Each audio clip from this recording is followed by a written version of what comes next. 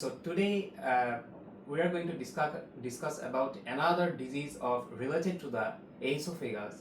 আমরা শুরু করেছি হচ্ছে systemic pathology of gastrointestinal tract এবং সেখানে আমরা হচ্ছে এসোফেগাস দিয়ে শুরু করেছি।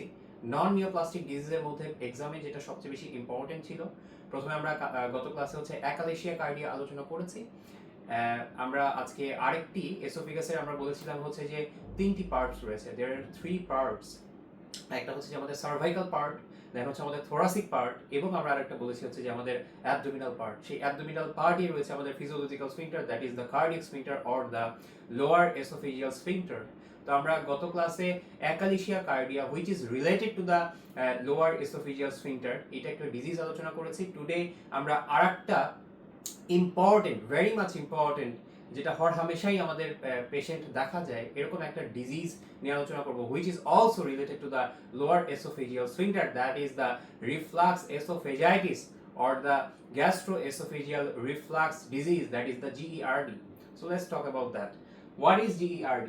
What is reflux esophagitis? Reflux esophagitis means reflux of gastric acid into the lower esophagus. So we know that যে আমাদের অ্যাবডোমিনাল পার্টে, আমাদের যে অ্যাবডোমিনাল পার্ট আছে, সেই অ্যাবডোমিনাল পার্টই সাধারণত আমরা বলেছি যে আমাদের এই লোয়ার এসোফেজিয়াল স্ফিংটারটা থাকে, এবং সেই লোয়ার এসোফেজিয়াল স্ফিংটারের ক্ষেত্রে আমি বলছি যে লোয়ার এসোফেজিয়াল স্ফিংটারের মাধ্যমে আমাদের যে পরে হচ্ছে আমাদের স্টমাক থাকে, সেই স্টমাক কন্টেন্টটা, that is the gastric content, that's mean the gastric acid, এইটা রিফ্লাক্স করছে, ব্যাকফ্লো করতেছে to the lower part of the এসোফেগাসে আসছে। এখন কেন আসছে, what is the reason behind it? Because reduced হচ্ছে লোয়ার এসোফেজিয়াল স্ফিংটার টোন। আমরা অ্যাকালেশিয়া কার্ডিয়া পড়েছিলাম। অ্যাকালেশিয়া কার্ডিয়াতে আমরা খেয়াল করেছিলাম যে অ্যাকালেশিয়া কার্ডিয়াতে আসলে বেসিক্যালি ছিল হচ্ছে যে আমাদের লোয়ার এসোফেজিয়াল স্ফিংটার টোনটা ইনক্রিজ হয়েছিল এবং কনস্ট্রিক্টেড, পারসিস্টেন্ট কনস্ট্রিকশন ছিল, মেগা এসোফেগাস ছিল। কিন্তু এখানে জিইআরডিতে যেটা হচ্ছে, এখানে আমাদের লোয়ার এসোফেজিয়াল স্ফিংটারের যে টোন সেটা আর বরং আরো কমে যাবে, রিডিউসড হয়ে যাবে, যেটার কারণে আলটিমেটলি আমার গ্যাস্ট্রিক অ্যাসিডটা রিফ্লাক্স হবে into the lower oesophagus due to reduce the lower oesophageal sphincter tone. এখন কথা হচ্ছে যে আমাদের, অর্থাৎ সে সবসময় রিল্যাক্সড হয়ে থাকবে, রিল্যাক্স থাকবে টোনটা, স্ফিংটারটা, দ্যাটস ওয়াই অ্যাসিড কন্টেন্টটা চলে আসবে। সো আলটিমেটলি আমরা যদি বলি যে এটার কারণটা কি, কারণটা হচ্ছে বেসিক্যালি আমরা যদি একদম সোজা সাপটা কথা বলি, সেটা হচ্ছে দুইটা। একটা হচ্ছে যে আমরা বললাম যে আমাদের লোয়ার এসোফেজিয়াল স্ফিংটার যেটা আছে, এইটার টোনটা বেসিক্যালি হচ্ছে ডিক্রিজ হচ্ছে, ডিক্রিজ হওয়ার কারণে আমার অ্যাসিড কন্টেন্টগুলো রিফ্লাক্স হচ্ছে। আর একটা জিনিস হতে পারে, আমরা যদি বলি যে আমাদের এসোফেগাসের কন্টিনিউশন হচ্ছে, অর্থাৎ আমাদের অ্যাবডোমিনে ইন্ট্রা অ্যাবডোমিনাল প্রেশার যদি বেড়ে যায় রাদার দ্যান এসোফেগাসের যে প্রেশার, তখন হাই প্রেশার থেকে অবশ্যই কন্টেন্ট লো প্রেশারের দিকে গ্রেডিয়েন্টের কারণে, এনার্জি গ্রেডিয়েন্টের কারণে অবশ্যই ব্যাকফ্লো করার চেষ্টা করবে। অর্থাৎ দুটো কারণে হতে পারে, একটা হচ্ছে আমার লোয়ার এসোফেজিয়াল স্ফিংটারের টোন যদি হচ্ছে যে আমাদের হচ্ছে ডিক্রিজ করে, এটার কারণে হতে পারে। আরেকটা কারণ আমরা যেটা বললাম যে আমাদের যে হচ্ছে যে ইন্ট্রা অ্যাবডোমিনাল প্রেশার যদি বেড়ে যায়, সেই দুটো কারণে বেসিক্যালি আমরা বললাম যে আমাদের হচ্ছে এই রিফ্লাক্সটা হতে পারে। এখন কথা হচ্ছে যে সবচেয়ে ইম্পর্টেন্ট হচ্ছে যে আমাদের transient lower oesophageal sphincter relaxation হয়। What are the causes? কজেসের মধ্যে আমরা বলতে transient lower oesophageal sphincter relaxation কিভাবে হচ্ছে, এটা মেডিয়েটেড হচ্ছে বাই হচ্ছে ভেগাল প্যাথওয়ে। ভেগাল প্যাথওয়ের মাধ্যমে আসলে আমার ট্রানজিয়েন্ট লোয়ার এসোফেজিয়াল স্ফিংটারটা রিল্যাক্সেশন হচ্ছে। এবং আরেকটা জিনিস বলা যেতে পারে, এটা আমরা ডিটেইলস আলোচনা করব, আর হচ্ছে অ্যাব্রাপ্ট ইনক্রিজ ইনটা হচ্ছে Intra abdominal pressure. Intra abdominal pressure বেড়ে যায়, ইন্ট্রা অ্যাবডোমিনাল প্রেশার বিভিন্ন কারণে বাড়তে পারে। যেমন দেখা গেছে হচ্ছে যে আমাদের হচ্ছে আমরা কাশি দিলে, জোরে যদি কফিং করতে থাকি, সেক্ষেত্রে আমার ইন্ট্রা অ্যাবডোমিনাল প্রেশার বেড়ে যেতে পারে। তারপর আমরা বিভিন্ন এক্সারসাইজ করতে পারি, আমরা যদি স্ট্রেইনিং করি অর হচ্ছে বেন্ডিং করি, সেক্ষেত্রে আমাদের হচ্ছে Intra abdominal pressure will be increased. এছাড়া আরো কিছু কন্ডিশনস রয়েছে that R associated with the GERD, like আমরা যদি প্রচন্ড পরিমাণে অ্যালকোহল খাই, টোবাকো ইউজ করি, অথবা পেশেন্ট যদি প্রচুর পরিমাণে ওবেস থাকে, ওবেসিটি, তারপর হচ্ছে ফ্যাট রিচ ডায়েট যদি বেশি বেশি খাওয়া হয়, সেটা একটা কারণ হতে পারে। দেন দ্য ক্যাফেইন, দেন দ্য হচ্ছে সেন্ট্রাল নার্ভাস সিস্টেম ডিপ্রেশন হয়ে গেলে হতে পারে, প্রেগন্যান্সির সময় হতে পারে। এক ধরনের হার্নিয়া রয়েছে এসোফেজিয়াল যে অরিফিস, সেটা দিয়ে যেটা হয় সেটা হচ্ছে হায়াটাল হার্নিয়া। এছাড়া আমাদের হচ্ছে ডিলেড গ্যাস্ট্রিক এমটিং, গ্যাস্ট্রিক এমটিংটা যদি ডিলেড হয় এটার কারণে হতে পারে ইনক্রিজ গ্যাস্ট্রিক ভলিউম যদি ইনক্রিজ হয়। Will discuss every topic details. Let's talk about that.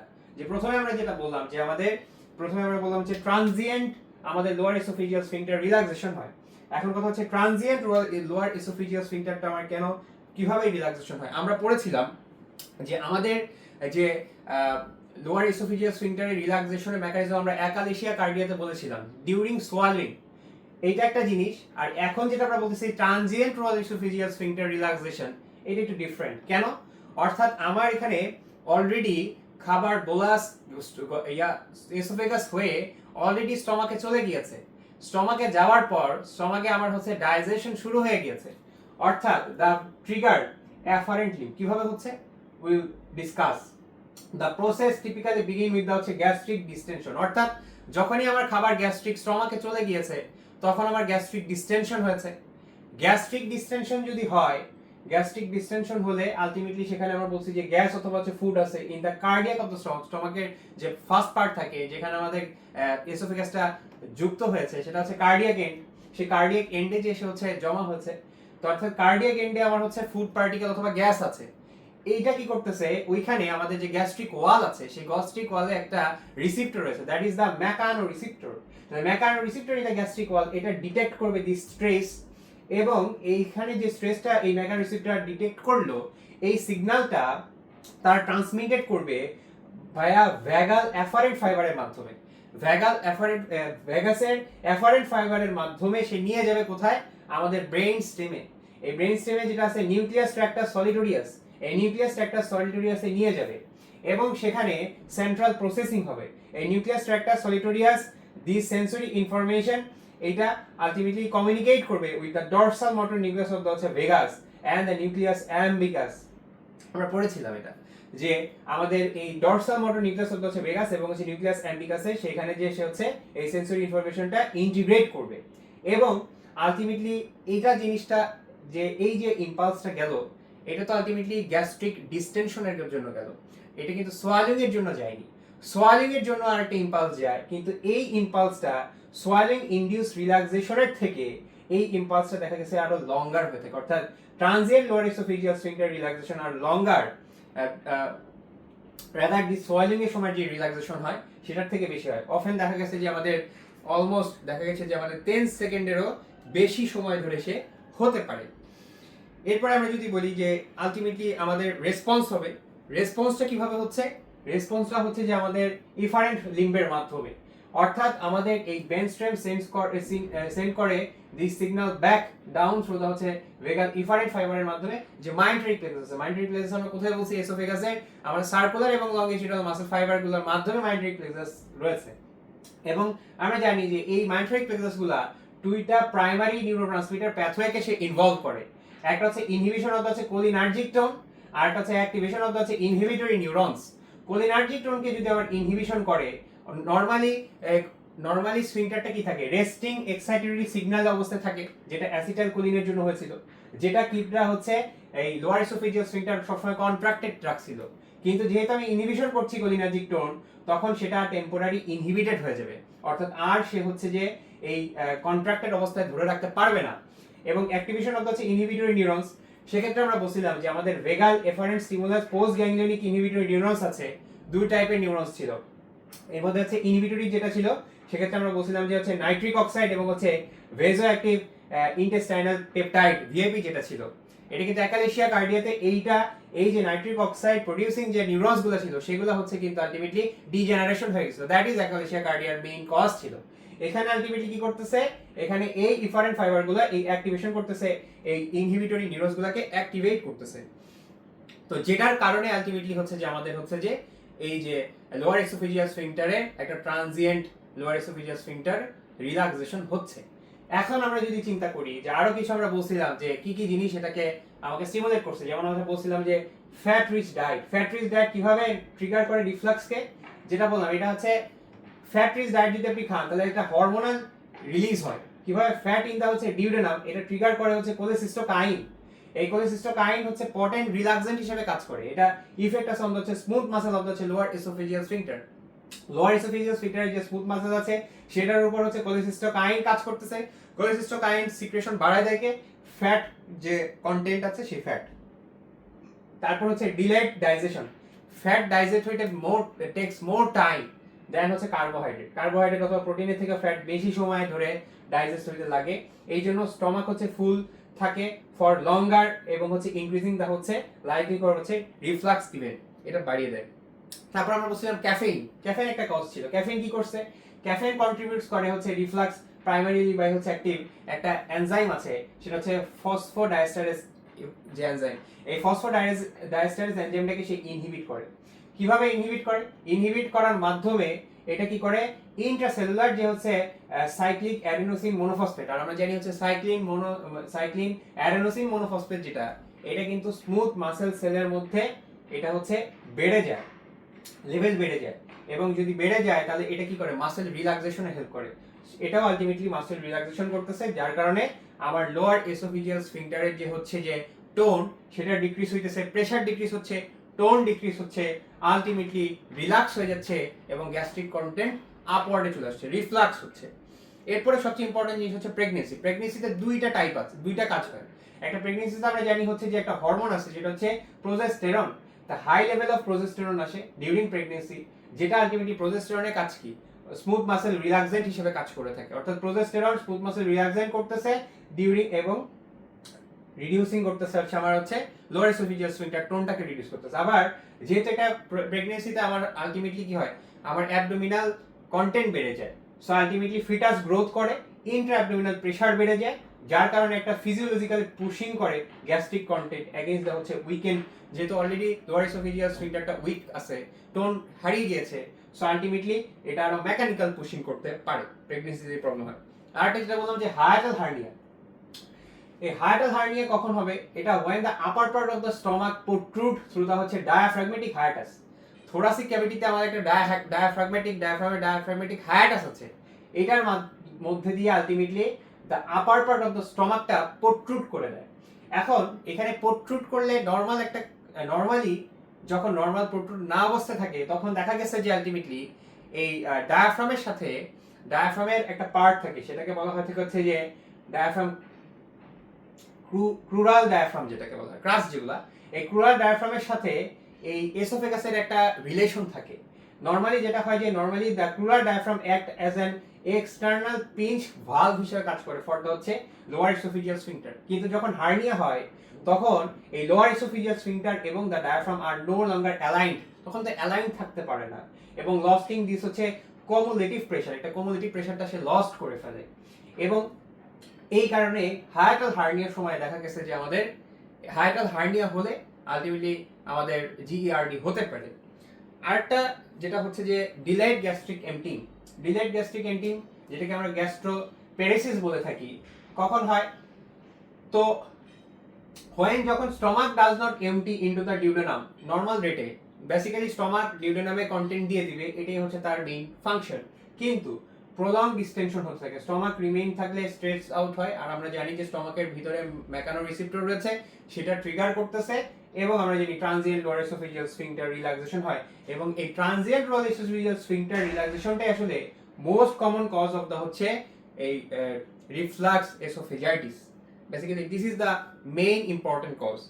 আরেকটা যেটা বললাম যে ইনক্রিজ গ্যাস্ট্রিক ভলিউম বাড়তে পারে, বাড়ার জন্য ওই যে মেইন কথা হচ্ছে যে যেহেতু আমার কন্টেন্ট বেড়ে যাচ্ছে, তাহলে আলটিমেটলি ইনক্রিজ ইন্ট্রাগ্যাস্ট্রিক প্রেসার কিভাবে হইতেছে, যেহেতু আমার হচ্ছে যে ভলিউম এবং হচ্ছে radius of the stomach increase করতেছে, ওয়াল টেনশন এবং হচ্ছে ইন্টারনাল প্রেসার রাইজ করবে নর্মাল ল অনুযায়ী।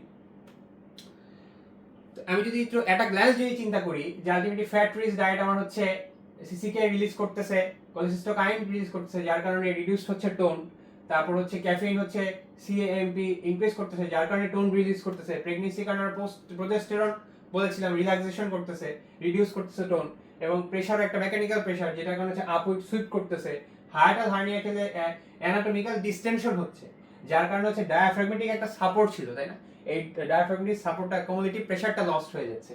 তারপর ডিলেড এমটিং হচ্ছে পারসিস্টেন্ট ডিসটেনশন হচ্ছে, ডিসটেনশন হলেই আমরা বলছি মেকানো রিসেপ্টর ইম্পালস পাঠায়, যার কারণে হচ্ছে frequent transient lower oesophageal sphincter relaxation হচ্ছে, আর ভলিউম বেড়ে গেলে যে হাই ইন্ট্রাগ্যাস্ট্রিক প্রেশার বলে, যার কারণে হচ্ছে ফিজিক্যাল একটা ওভারলোড সেখানে আমরা দেখতে পারি। এখন একটা নর্মাল কনসেপ্ট যদি আমি চিন্তা করি যে এগুলো হচ্ছে আমরা বললাম হচ্ছে মোট হচ্ছে যে দ্য কজেস, এইসব কারণে আমার হচ্ছে জিইআরডি দেখা যেতে পারে। এখন আমরা যদি বলি ক্লিনিক্যাল ফিচার, একটা পেশেন্ট আপনার কাছে এসেছে, কি কি ক্লিনিক্যাল ফিচার্স নিয়ে আসলে সে আসবে? প্রথমে যেটা দেখা যায় যে টিপিক্যালি সিমটম ইনক্লুড হচ্ছে হার্ট বার্ন, মেইনলি সে হার্ট বার্ন নিয়ে আসবে, একটা পেশেন্ট হার্ট বার্ন নিয়ে আসবে। আমরা জানি যে আমাদের এসোফেগাসটা একদম মিডিয়াম মিডস্টাইনামের এদিকে থাকে, যেহেতু চেস্ট ক্যাভিটির এখানে থাকে, সো অনেক সময় এখানে একটা প্রবলেম হয় যে এটা কি আসলে অ্যানজাইনার সাথে একটা কার্ডিয়াক চেস্ট পেইনের সাথে ইসকেমিক হার্ট ডিজিজের সাথে এটা অনেক সময় মিমিক হয়ে যায়, যে আসলে কি অ্যানজাইনা নিয়ে আসছে বা কার্ডিয়াক চেস্ট পেইন, নাকি এটা এসোফেজিয়াল জিইআরডির জন্য এটা হার্ট বার্ন হচ্ছে। এইটা অনেক সময় আমাদের সবচেয়ে বেশি প্রবলেমটা হয়। সো হার্ট বার্ন এটা তার হচ্ছে ফার্স্ট একটা ক্লিনিক্যাল ফিচার্স থাকে। তারপর হচ্ছে ডিসফ্যাজিয়া থাকে, অবশ্যই আমাদের সোয়ালিং এ ডিফিকাল্টি থাকবে এবং রিগার্জিটেশন থাকবে, অথবা হচ্ছে সোর টেস্টিং গ্যাস্ট্রিক কন্টেন্ট, যেহেতু এটা রিফ্লাক্স হচ্ছে অবশ্যই রিগার্জিটেশন থাকবে। এবং অনেক ক্ষেত্রে দেখা গেছে যে আমাদের ব্যাকওয়ার্ড করে ল্যারিংসে হয় ওরাল ক্যাভিটি, অনেক সময় দেখা গেছে যে ফ্যারিংসে চলে যায়, ফ্যারিংসে যে সেখানে হচ্ছে ল্যারিঞ্জাইটিস ফ্যারিঞ্জাইটিস এগুলো করতে পারে যেহেতু অ্যাসিড কন্টেন্ট। আবার দেখা গেছে অনেক সময় হচ্ছে ব্রঙ্কাসে যে প্রবলেমটা করতে পারে, অ্যাজমা করতে পারে, অ্যাডাল্ট অনসেট। যদি ক্রনিক হওয়ার কারণে অ্যাজমা হতে পারে অনেকের ক্ষেত্রে, এবং কফ হতে পারে। সো অনেক পেশেন্ট জিইআরডির অনেক দিন ধরে ক্রনিক জিইআরডি যদি হয়, তাহলে দেখা গিয়েছে যে আমরা যখন লেইং পজিশনে থাকি শোয়া অবস্থায় রাতের বেলায়, এটা তখন হচ্ছে যে রিফ্লাক্সগুলো ওরাল ক্যাভিটির মাধ্যমে হচ্ছে আমাদের ফ্যারিংস হয়ে দেখা গেছে আমাদের হচ্ছে যে ব্রঙ্কাসে গিয়ে সে কিন্তু হচ্ছে অ্যাজমার অনসেট করতে পারে এবং হচ্ছে কফের অনসেট করতে পারে। এবং আরেকটা যেটা হতে পারে, যখন ওরাল ক্যাভিটিতে চলে আসে, যেহেতু এটা অ্যাসিডিক কন্টেন্ট, যেটা হচ্ছে এনামেল অফ দ্য টিথকে কিন্তু হচ্ছে ড্যামেজ করতে পারে। সো এই সকল ফিচার্স নিয়ে সাধারণত একটা পেশেন্ট আসতে পারে। এখন সবচেয়ে ইম্পর্টেন্ট জিনিস হচ্ছে প্যাথোলজিক্যাল চেঞ্জটা আসলে কি হয়, কিভাবে হচ্ছে প্যাথোলজিক্যাল চেঞ্জটা আসলে কি। এখানে আমি যদি কমপ্লিকেশন বলি, তিনটা কমপ্লিকেশন হয়। একটা হচ্ছে এসোফেজাইটিস হতে পারে, তারপরে যেটা বলা হয় যে এসোফেজিয়াল আলসারেশন উইথ স্ট্রিকচার হয়ে যেতে পারে। আরো যদি ক্রনিক হয় এবং লঙ্গার হয়, আরো যদি বেশি দিন ধরে হয়, তাহলে সেক্ষেত্রে যেটা হয় যে Barrett oesophagus. So this is the three complication. এবং ব্যারেট এসোফেগাসের একটা সবচেয়ে বড় মারাত্মক কমপ্লিকেশন হচ্ছে ইট টার্নস ইনটু দা হচ্ছে cancer, that is the adenocarcinoma. আমরা এটা দেখবো, ডিটেইলস দেখবো যে কমপ্লিকেশনগুলো কিভাবে হচ্ছে, যে আমাদের মরফোলজিক্যাল চেঞ্জগুলো আসলে এখানে কিভাবে হয় জিইআরডির ক্ষেত্রে। তো এটা যদি আমরা একটু খেয়াল করি, তাহলে সেক্ষেত্রে দেখবো যে এসোফেজাইটিস কিভাবে আমার ডেভেলপ করতেছে। এসোফেজাইটিস ডেভেলপ করার যদি প্যাথোজেনেসিসটা চিন্তা করি, সেক্ষেত্রে আমরা বললাম যে এটা আলটিমেটলি রিপিটেডলি ইরিটেট করতেছে হচ্ছে স্কোয়ামাস এপিথেলিয়াম। আমরা জানি হচ্ছে যে আমাদের যে এসোফেগাস আছে সেখানে স্কোয়ামাস এপিথেলিয়াম আছে, সেগুলোকে রিপিটেডলি ইরিটেট করতেছে। আলটিমেটলি সেখানে কি করতেছে, মিউকোজাল ইনজুরি করতেছে। মিউকোজাল ইনজুরি হলে সেখানে আলটিমেটলি আমার হচ্ছে ইনফ্লামেশন হবে। ইনফ্লামেশন হবে মানে কি, ইনফিল্ট্রেশন হচ্ছে, যেমন হচ্ছে ইনফ্লামেটরি সেল ইনফিল্ট্রেশন হবে, নিউট্রোফিলস, তারপর হচ্ছে ইউসিনোফিল। যখন এটা হয় তখন মিউকোজাল সেলটা শিডিং আউট হয়ে যায়। তো নিচের যে বেজাল জোন থাকে, বেজাল জোন তাড়াতাড়ি প্রলিফারেট করার চেষ্টা করে রিকভারি করার জন্য, তাহলে সেক্ষেত্রে হাইপারপ্লাসিয়া হয়ে যায়। এবং ভিতরে যে আমার হচ্ছে ল্যামিনা প্রোপ্রিয়া প্যাপিলা ছিল, অর্থাৎ ব্লাড সাপ্লাই যেটা ছিল, তারা এই ড্যামেজ পার্টগুলোতে আরো বেশি নিউট্রিয়েন্টস দেওয়ার চেষ্টা করে, এই জন্য ইলংগেশন হয়ে যায় of the lamina propria papilla. আরো যদি সিভিয়ার হয় তখন দেখা যাচ্ছে সিরোসিস ইরোশন হয়ে যায় এবং হচ্ছে আলসারেশন হয়ে যায় ইন দ্য সিভিয়ার কেস। এইভাবে আলটিমেটলি আমার প্রোগ্রেসিভলি এই ডিজিজটা অ্যারাইজ করে এবং এটার মাধ্যমে হচ্ছে এসোফেজাইটিস করতে পারে। তারপরে যদি একটু খেয়াল করি কিভাবে করতেছে, যেমন আমরা বললাম যে হচ্ছে যে আমাদের যে অ্যাসিড কন্টেন্ট আছে, আমাদের ব্যারিয়ার আছে স্কোয়ামাস এপিথেলিয়ামে, ব্যারিয়ার হচ্ছে কিছু হচ্ছে যে প্রি এপিথেলিয়াল ব্যারিয়ার থাকে, যেমন হচ্ছে থিন লেয়ার অফ হচ্ছে মিউকাস থাকে এবং হচ্ছে বাইকার্বনেট সারফেস থাকে। এইটা ওয়াশড আউট হয়ে যাচ্ছে, যে আমাদের হচ্ছে যে এই অ্যাসিড যে অ্যান্টি রিফ্লাক্স ব্যারিয়ার মানে ব্রেকডাউন করে দেয়, অ্যাসিড যে কন্টেন্ট আছে এগুলো আলটিমেটলি সারফেসটাকে ওয়াশড আউট করে দেয় বাই হচ্ছে রিপিটেড এক্সপোজার। তারপর আমরা দেখতে পাচ্ছি এপিথেলিয়াল একটা হতে পারে, যে আমরা জানি যে স্কোয়ামাস এপিথেলিয়াম, এদের মধ্যে এই এসোফেজিয়াল স্কোয়ামাস সেলের মধ্যে একটা টাইট জাংশন থাকে, এটা তখন ডিসরাপ্টেড হয়ে যায়। পোস্ট এপিথেলিয়ালের মধ্যে যেটা বললাম blood flow which normally develops bicarbonate এবং হচ্ছে রিমুভ করা হচ্ছে হাইড্রোজেন আয়ন, এটা হচ্ছে তার মেইন কাজ, কিন্তু এটা ইনসাফিসিয়েন্ট হয়ে যায় টু হ্যান্ডেল দা হচ্ছে কনস্ট্যান্ট অ্যাসিড লোড। বেশি বেশি অ্যাসিড আসে যে আলটিমেটলি যে হচ্ছে বাইকার্বনেট এবং হচ্ছে রিমুভ করতেছিল হচ্ছে যে হাইড্রোজেন আয়ন, এটা করে কুলাতে পারে না, যার কারণে আলটিমেটলি আমার ক্ষতটা হয়। তারপর যেটা বললাম যে অনেক সময় দেখা গিয়েছে যে আমাদের হচ্ছে ডিউডেনো গ্যাস্ট্রিক রিফ্লাক্স হয়, অর্থাৎ ডিউডেনামের কন্টেন্টও চলে আসে। তাহলে সেক্ষেত্রে আমরা জানি বাইল কন্টেন্টও চলে আসে, অর্থাৎ আমার অ্যাসিড কি করতেছে, ডাইরেক্টলি ডিনেচার করতেছে প্রোটিন। এপিথেলিয়াল সেল তো আলটিমেটলি এটা তো প্রোটিনই, তো এপিথেলিয়াল সেল মেমব্রেনের যে নিজস্ব যে প্রোটিন সেটাকে ডিনেচার করে দিচ্ছে, ডিস্ট্রাকশন করে দিচ্ছে। আবার আমরা জানি যে গ্যাস্ট্রিক কন্টেন্টের মধ্যে পেপসিন রয়েছে, এই পেপসিনটা তখন কি করে, digestive enzyme become activated at the হচ্ছে লো পিএইচ, যেহেতু অ্যাসিডিক এনভায়রনমেন্ট আছে অ্যাক্টিভেটেড হয়ে যায় এবং এটা ডাইজেস্ট করে দেয় স্ট্রাকচারাল প্রোটিন যে কোলাজেন অফ দ্য এসোফেগাসল, এটাও সে ডিনেচার করে দেয়। এবং বাইল সল্টের কথা বলছিলাম যে ওই যে ডিউডেনো গ্যাস্ট্রিক রিফ্লাক্সের কারণে বাইল সল্ট এন্টার করে এসোফেগাসে এবং সেটা হচ্ছে ডিটারজেন্ট লাইক হিসেবে কাজ করে থাকে, ডিজলভ করে লিপিড রিচ সেল মেমব্রেনটাকে নষ্ট করে দেয় এবং নন অ্যাসিডিক এনভায়রনমেন্টসেও এটা কাজ করতে পারে। এরপরে যদি আমি চিন্তা করি যে আলটিমেটলি হচ্ছে যে এই বাইল সল্ট ট্রিগার করতেছে আমার এসোফেগাস এপিথেলিয়াল সেল টু হচ্ছে রিপ্লেস প্রো ইনফ্লামেটরি সাইটোকাইন। তো যখন দেখা যাচ্ছে এরকম আমাদের ড্যামেজ হতে শুরু করে, তখন ইনফ্লামেশন হচ্ছে, তখন আমাদের কি করে, আমাদের ইমিউন বডি ইমিউন সিস্টেম তখন প্রো ইনফ্লামেটরি সাইটোকাইন যেটা আছে ইন্টারলিউকিন 8 ইন্টারলিউকিন 6 এগুলা হচ্ছে 6 এগুলা হচ্ছে সিক্রেট করা শুরু করে এবং দিস সাইটোকাইনস অ্যাটাক করে টি লিম্ফোসাইট এবং হচ্ছে নিউট্রোফিলস এবং আলটিমেটলি ইনফ্লামেশন শুরু হয় এবং এই নিউট্রোফিলস এবং হচ্ছে যে ইউসিনোফিল আছে, লিম্ফোসাইট রয়েছে, এগুলো আলটিমেটলি কি করে, মাইগ্রেট করে টু দ্য সারফেস এবং ইরোশন দেখা যায়। এখানে যদি আপনার এন্ডোস্কোপি দেখি তাহলে আমরা কিন্তু প্রচন্ড পরিমাণে নিউট্রোফিল দেখতে পারবো এবং ইরোশনস দেখতে পারবো। এই জন্য আমাদের কিছু মরফোলজিক্যাল চেঞ্জেস আছে, যেখানে বললাম আমরা হাইপারপ্লাসিয়া হয়। হাইপারপ্লাসিয়া হচ্ছে to compensate the lost surface basal cell layer, যেটা এটা বিগিন টু হচ্ছে ড্রাইভ র্যাপিডলি, বেজাল সেল লেয়ারগুলা ড্রাইভ করা শুরু করে। elongation of the lamina propria papilla, the small blood vessel push close to the surface to provide more nutrients to repair এবং making the হচ্ছে tissue look red এবং হচ্ছে ফ্রিবল। এই ক্ষেত্রে আমরা যেটা দেখি যে আলটিমেটলি একটু রেডিশ একটা টোন দেখা যেতে পারে আমাদের এপিথেলিয়ামের দিকে, ইরোশন এবং হচ্ছে ulceration when call cell death exceed করে the rate of the হচ্ছে রিজেনারেশন করেও কুলাতে পারছে না, আরো বেশি আমার সেল ডেথ হতে থাকে, তখন ভিজিবল ব্রেকস ইন দা হচ্ছে মিউকোজা ফর্ম, আলটিমেটলি আমার ইরোশন হয় এবং হচ্ছে আলসার দেখা যায়। আমরা যদি এই ছবিটা দেখি যে এখানে আমরা একটু যদি খেয়াল করি, এখানে আমরা দেখছিলাম যে মাইল্ড জিইআরডি ক্ষেত্রে আমরা যদি চিন্তা করি যে মাইল্ড জিইআরডি এখানে শুধু আমার হচ্ছে হাইপারেমিয়া হয়, অর্থাৎ হাইপারেমিয়া ব্লাড সাপ্লাই বেড়ে যায় ওই জায়গায়, ব্লাড সাপ্লাই বেড়ে যাওয়ার কারণে সেখানে একটা রেডনেস দেখা যেতে পারে। কিন্তু যদি মোর সিগনিফিক্যান্ট গ্যাস্ট্রিক রিফ্লাক্স হয়, ইরোশন হচ্ছে, তখন যেটা হয় যে আমাদের এই ইনফ্লাক্স অফ ইউসিনোফিলটা ইনফ্লাক্স হয় ইন দ্য স্কোয়ামাস মিউকোজা এবং আমরা বললাম যে বেজাল জোন হাইপারপ্লাসিয়া দেখা যায়, elongation of the lamina propria papilla also দেখা যায়। তো এটাই আমরা হচ্ছে যে এই ছবিতে সাধারণত একটু দেখতে পারলাম যে এটা হচ্ছে যে আমাদের হচ্ছে এটা হচ্ছে আমাদের মাইল্ড এখানে হচ্ছে আমাদের রেডনেস দেখা যাচ্ছে, কিন্তু এখানে হচ্ছে আমাদের ইউসিনোফিলিক এবং হচ্ছে ইরোশন হয়ে গিয়েছে, ইউসিনোফিল দেখা যাচ্ছে এগুলা, যেটা হচ্ছে যে আমাদের সিভিয়ার কেস অফ হচ্ছে জিইআরডি এন্ডোস্কোপিক ভিউ, আর এটা হচ্ছে আমাদের হচ্ছে মাইল্ড জিইআরডি একটা পিকচার। এখন যদি আমরা চিন্তা করি যে হোয়াট আর দ্য ট্রিটমেন্ট কিভাবে করা যেতে পারে, ট্রিটমেন্টের ক্ষেত্রে আমরা যেটা বলি যে সাধারণত আমরা প্রথমে বলি যে তাদের লাইফস্টাইল মডিফিকেশন দিতে হবে, লাইফস্টাইল অ্যাডভাইস দেওয়া হয়, কারণ আমরা বললাম যে ওবেসিটি, তারপর হচ্ছে আমাদের হচ্ছে হাই ফ্যাটি ফুড কন্টেন্ট, এগুলা বেসিক্যালি স্মোকিং, এগুলা আমাদের কি করতেছে জিইআরডির অন্যতম কজ ছিল।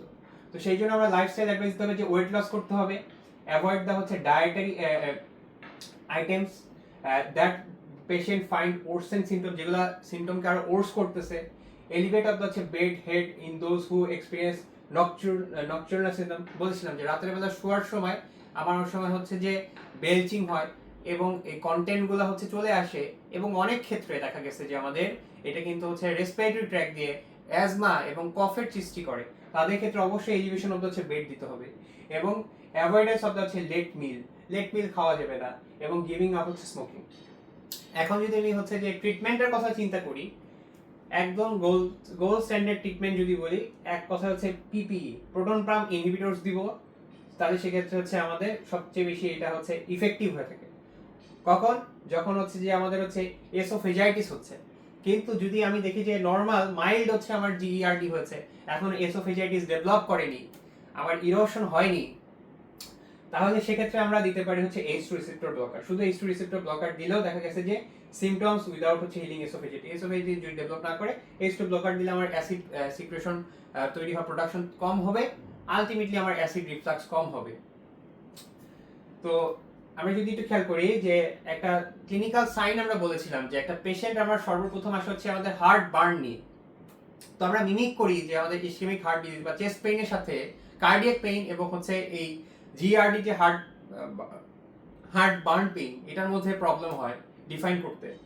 তো আমরা যদি একটা অ্যান্টাসিড অথবা পিপিআই দিই, তাহলে তার যদি হচ্ছে যে আমার অ্যাসিড সিক্রেশন কমে যায়, তখন কিন্তু হচ্ছে যে তাদের এই হার্ট বার্ন কমে যাবে। সো আলটিমেটলি আমি বুঝতে পারবো যে এটা আসলে জিইআরডি রিলেটেড ছিল। কিন্তু যদি আমি পিপিআই দিই অথবা আমি যদি অ্যান্টাসিড এবং হচ্ছে অ্যালজিনেট দেওয়ার পরও যদি ব্যথা না কমে, তাহলে কিন্তু আমাদেরকে খেয়াল করতে হবে এটা আসলে related to the ultimately cardiac chest পেইনের সাথে এটা রিলেটেড। এখন আমরা একটু দেখার চেষ্টা করবো যে অ্যান্টাসিড এবং হচ্ছে অ্যান্টাসিড কিভাবে হচ্ছে যে আমাদের নিউট্রালাইজ করে হচ্ছে অ্যাসিড। আমরা জানি অ্যান্টাসিডের মধ্যে কি থাকে, মেইন কম্পোনেন্ট কি, magnesium hydroxide, aluminium hydroxide, calcium hydroxide, এগুলো নিউট্রালাইজ করে গ্যাস্ট্রিক হাইড্রোক্লোরিক অ্যাসিডকে, হাইড্রোজেন ক্লোরাইডকে।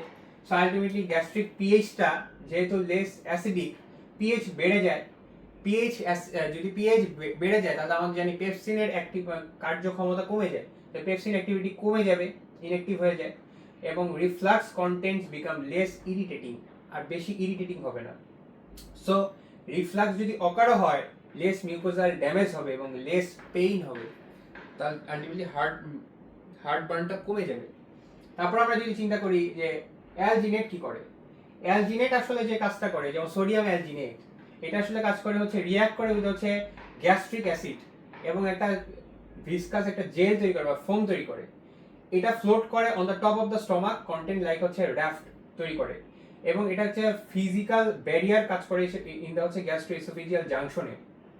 এবং এই যে রাফটটা আছে এটা রিফ্লাক্স করে আপওয়ার্ড এবং প্রোটেক্ট করে হচ্ছে এসোফেজিয়াল মিউকোজা ফ্রম হচ্ছে অ্যাসিড এক্সপোজার। তাহলে দুটা কাজ করে বলা যেতে পারে। অ্যান্টাসিড কি করতেছে, রিডিউস করে অ্যাসিডিটিকে, এবং হচ্ছে অ্যালজিনেট কি করতেছে, রিফ্লাক্সকে প্রিভেন্ট করতেছে এবং প্রোটেক্ট করতেছে মিউকোজাকে। তাহলে আলটিমেটলি ওই যে র্যাপিড সিম্পটমিক রিলিফ, আপনার কাছে একটা পেশেন্ট আসছে, হঠাৎ করে আপনি হচ্ছে অ্যান্টাসিড বা হচ্ছে অ্যালজিনেট খাওয়াই দিলেন এবং দেখতে হচ্ছে র্যাপিড সিম্পটমিক রিলিফ, আপনি এটা কনফার্ম হতে পারলেন যে আসলে এই যে হার্ট বার্ন বা যে পেইনটা হচ্ছে it is not related to the হচ্ছে cardiac chest pain. So heartburn অথবা রিগার্জিটেশন, এটা থেকে আমরা রিলিফ পাবো। আবার অনেক সময় দেখা গেছে যে আমরা হচ্ছে যে যদি মর্টেলিটিতে প্রবলেম হয়, এসোফেজিয়াল মর্টেলিটিতে যদি প্রবলেম হয়, তখন আমরা দেখতে পারি হচ্ছে ডোমপেরিডন দিতে পারি। এখন ডোমপেরিডন এটা সাধারণত ব্যবহার করা হয় না, তবে যদি কারো হচ্ছে মর্টেলিটি, এসোফেজিয়াল মর্টেলিটিতে প্রবলেম হয় জিআরডি রিলেটেড, তখন আমরা ডোমপেরিডন দিতে পারি, বিকজ ডোমপেরিডন অ্যাকচুয়ালি এসোফেজিয়াল মর্টেলিটির সাথে রিলেটেড। কিভাবে কাজ করে, ডোমপেরিডন যেটা করে যে ব্লক করে হচ্ছে যে আমাদের ডোপামিন যে রিসেপ্টর রয়েছে উইদিন দ্য জিআইটি, এটাকে হচ্ছে ব্লক করে দেয়। তো আলটিমেটলি নো সাপ্রেশন অফ হচ্ছে ডোপামিন মেডিয়েটেড অ্যাসিটাইলকোলিন। অ্যাসিটাইলকোলিন কোথা থেকে রিলিজ হচ্ছে, যে ওই যে মাইন্টারিক মোটর নিউরনস থেকে যে রিলিজ হচ্ছে অ্যাসিটাইলকোলিন, তাই না, আমাদের হচ্ছে এক্সাইটেটরি। তো এই acetylcholine is release from the myenteric motor neuron, আমরা জানি। এটা আলটিমেটলি হচ্ছে যে কন্ট্রাকশন অফ হচ্ছে জিআইটি স্মুথ মাসেল, কোলিনার্জিক স্টিমুলেশনের কারণে জিআইটি স্মুথ মাসেল কন্ট্রাকশন হবে। যদি কন্ট্রাকশন হয় তাহলে আলটিমেটলি এসোফেজিয়াল প্যারাস্টাইসিস অ্যামপ্লিটিউডটা বেড়ে যাবে, লোয়ার এসোফেজিয়াল স্ফিংটার প্রেসারটা বেড়ে যাবে, গ্যাস্ট্রিক এমপ্টিংটা বেড়ে যাবে। So ultimately no effect. কিন্তু এই ডোমপেরিডন আমরা বললাম যে শুধুমাত্র এটা কিন্তু হচ্ছে যে এসোফেজিয়াল পেরিস্টালটিকের উপরে বেশি ইফেক্ট ফেলে, এটা কিন্তু স্মল ইন্টেস্টাইন কোলোনিক মর্টিলিটির উপর এটার ইফেক্টটা কম। সো আলটিমেটলি আমরা যদি বলি যে পিপিআই কিভাবে আমরা রিলিফ করে, পিপিআই যেটা করে হচ্ছে যে অ্যাসিডিটি যেটা আছে, reflux may still occur but হচ্ছে কন্টেন্টস আর হচ্ছে লেস অ্যাসিডিক। কিভাবে? ওই যে লেস ইরিটেশন এবং লেস ইরিটেশন অফ হচ্ছে এসোফেজিয়াল মিউকোজা হবে এবং হার্ট বার্ন এবং চেস্ট পেইন কমাই দিবে। এবং পেপসিনের উপরে যেহেতু পিএইচ কমে গেছে, পেপসিন রিকোয়ার্ড অ্যাসিডিক পিএইচ, যেহেতু পিএইচ হাই হয়ে গেছে তাহলে pepsin become inactive, less mucosal injury করবে। সো পরে যদি আমরা বলি যে আলটিমেটলি পিপিআই কিভাবে এসোফেজাইটিসকে হেল্প করতেছে, তো ইনজুরিয়াস ফ্যাক্টর ছিল হচ্ছে যে আমার অ্যাসিডিক কন্টেন্ট, এটাকে তো সে রিমুভ করে দিতেছে। Acid is the main cause of হচ্ছে মিউকোজাল ড্যামেজ, তাই না? সাপ্রেসিং অ্যাসিড করতেছে, স্টপ হচ্ছে অনগোয়িং ইনজুরি অনগোয়িং হচ্ছে। আমরা জানি ইনজুরির সাথে সাথে ও কিন্তু হচ্ছে হাইপারপ্লাসিয়া করতেছিল, তাই না? রিকভারি করার চেষ্টা করতেছিল। তো প্রমোটস মিউকোজাল হিলিং, তো মিউকোজাল হিলিং কিন্তু সাথে সাথে চলতে থাকে। যখন আমার এই অনগোয়িং ইনজুরিটা স্টপ হয়ে যাবে, মিউকোজাল হিলিং এর রেটটা বেড়ে যাবে। তো অ্যালাউ এপিথেলিয়াল রিজেনারেশন, ইনফ্লামেশন কমে যাবে, নিউট্রোফিল ইওসিনোফিল ইনফিল্ট্রেশন কমে যাবে, তারপর হচ্ছে রিভার্স অফ হচ্ছে বেজাল হাইপারপ্লাসিয়া অ্যান্ড প্যাপিলারি ইলংগেশনটা রিভার্স হয়ে যাবে। এবং দেখা গেছে হচ্ছে প্রায় 3 থেকে 4 উইকসের মধ্যে পেশেন্টটা সুস্থ হয়ে যেতে পারে যদি আমি পিপিআই দিই। সেই জন্য আমরা বলা হয়ে থাকে জিইআরডির একমাত্র যদি ওষুধ বলি সেটা হচ্ছে প্রোটন পাম্প ইনহিবিটরস। কিন্তু এখন ধরেন আপনার পেশেন্টের লং টার্ম প্রবলেম হচ্ছে, লং টার্ম প্রবলেম হওয়ার পরে আমরা পিপিআই দিলাম কিন্তু তাও কোনো কাজ হচ্ছে না, তখন আমাকে কি করতে হবে? তখন বলা হয়ে থাকে হচ্ছে যে আমাকে সার্জিক্যাল প্রসিডিউরে যেতে হবে। সার্জিক্যাল প্রসিডিউরটাকে আমরা বলে থাকি হচ্ছে fundoplication. This is the most important surgical procedure. আচ্ছা, আমরা ইনভেস্টিগেশনের ক্ষেত্রে আমরা যেটা বলি যে আপার জিআই এন্ডোস্কোপি করে আমরা দেখতে পারি।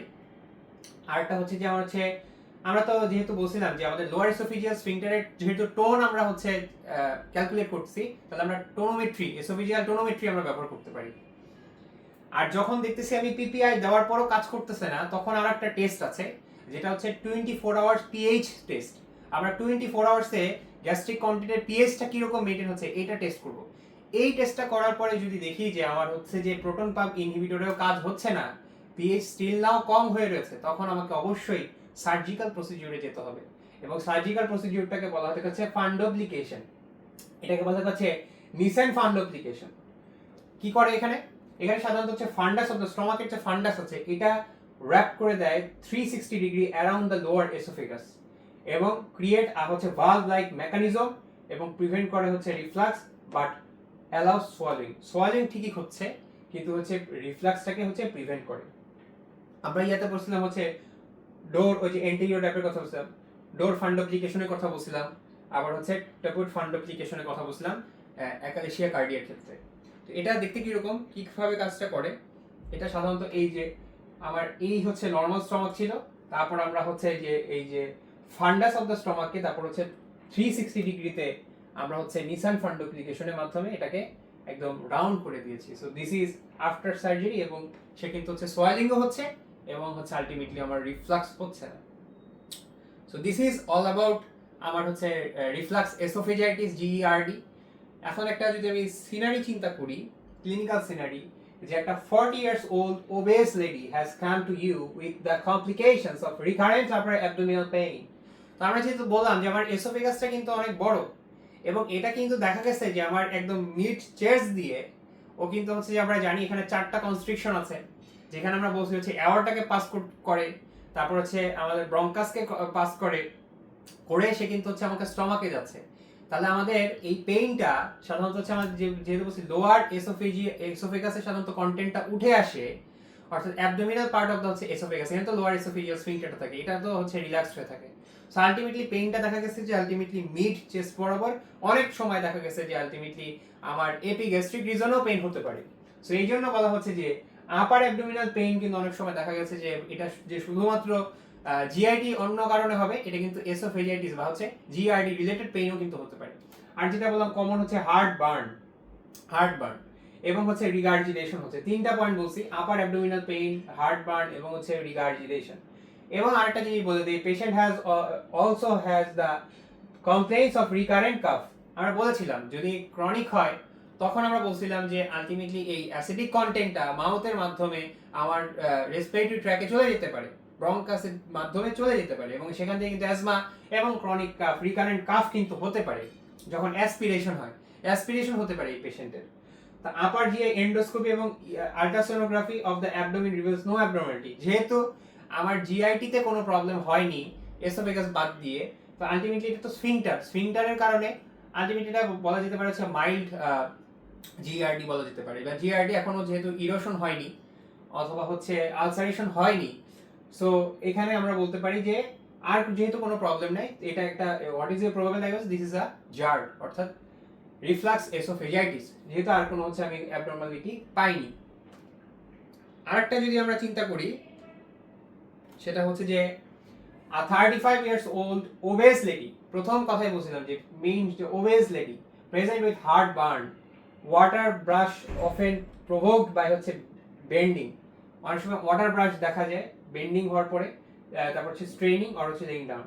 এই তো ওয়াটার ব্রাশ মানে হচ্ছে যে ওয়াটার ব্রাশ টাইপের হচ্ছে বার্নিং সেন্সেশন হতে হয়, এবং এটা বেন্ডিং হওয়ার সময়, স্ট্রেনিং হওয়ার সময় লেইং ডাউন, অর্থাৎ আমরা বলছিলাম যে ইন্ট্রা অ্যাবডোমিনাল প্রেশার ইনক্রিজ হয়ে যায়, তখন হচ্ছে যে এই যে হার্ট বার্ন হচ্ছে।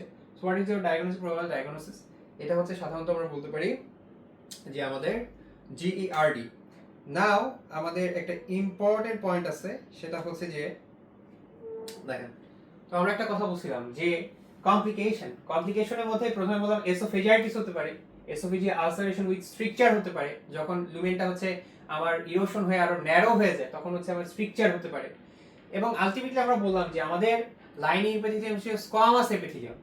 স্কোয়ামাস এপিথেলিয়াম ছিল, সেই স্কোয়ামাস এপিথেলিয়াম যখন আলটিমেটলি আমরা জানি গ্যাস্ট্রিক কন্টেন্ট খুব হাইলি অ্যাসিডিক, এই স্কোয়ামাস এপিথেলিয়ামটা হচ্ছে যে আলটিমেটলি ড্যামেজ হতে থাকে।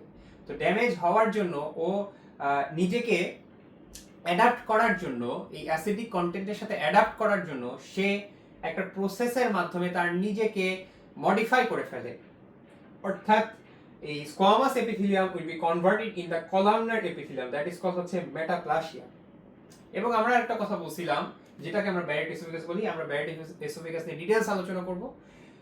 আর একটা জিনিস আমরা বলছিলাম যে কলামনার এপিথেলিয়াম যেটা, এইটা আবার পরবর্তীতে যদি আরো প্রোগ্রেসিভ আমার জিইআরডি হয়, সেখান থেকে আমি বলছিলাম যে জিইআরডি একটা হাইলি কমপ্লিকেশন হচ্ছে যে কার্সিনোমা হতে পারে, দ্যাট ইজ অ্যাডিনো কার্সিনোমা। তখন কি হয়, মেটাপ্লাসিয়া তখন ডিসপ্লাসিয়া হয়ে থাকে। ঠিক আছে, তাহলে মেটাপ্লাসিয়া হয়, ডিসপ্লাসিয়া হয়, যার কারণে মেটাপ্লাসিয়া হয়ে আমার হচ্ছে ব্যারেট এসোফেগাস বা কলামনার এপিথেলিয়াম হয়ে যায়, আর ডিসপ্লাসিয়া হয়ে তারপর হচ্ছে আমাদের ক্যান্সারাস যেটা হচ্ছে ম্যালিগন্যান্ট কার্সিনোমা হতে পারে। So this is the all about reflux oesophagitis. আমি যদি বলি যে আলটিমেটলি মেইন কথা হচ্ছে যে আমার লোয়ার এসোফেজিয়াল স্ফিংটারের আলটিমেটলি হচ্ছে টোনটা হচ্ছে রিডিউস হয়ে যাচ্ছে, যার কারণে আমার গ্যাস্ট্রিক কন্টেন্ট চলে আসতেছে, এটাকেই বলা হতে হচ্ছে রিফ্লাক্স এসোফেজাইটিস। আমরা পিপিআই দিলে এটা থেকে রিলিফ হয়, তাও যদি না হয় আমরা ফান্ডোস্কোপি করতে পারি, ফান্ডোপ্লিকেশন করতে পারি। এবং আর যেটা হচ্ছে যে বিভিন্ন প্রবলেম আছে, কমপ্লিকেশন হচ্ছে oesophagitis, oesophageal ulceration with stricture, Barrett oesophagus.